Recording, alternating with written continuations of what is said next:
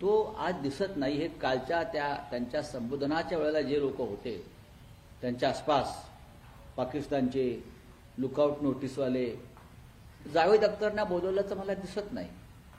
ते सुद्धा फार मोठे सामाजिक विचारवंत आहेत. जावेद अख्तर यांचे काका हे अंदमानमध्ये सावरकरांबरोबर काळ्यापणाची शिक्षा भोगत होते. हे बहुतेक माहीत नसेल. शाहरुख खानना बोलवलं नाही.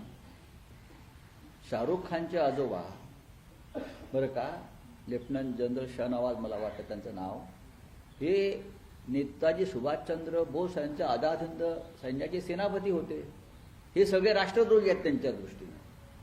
पण अदनान सामी वगैरे जे लोक आहेत, वजा नट ज्यांचं लुकआउट नोटीस आहे फ्रॉड आणि पॉर्न फिल्म्स बनवल्याबद्दल, हे संघ परिवाराच्या दृष्टीनं नवीन राष्ट्रभक्त आणि राष्ट्रवादी आहे.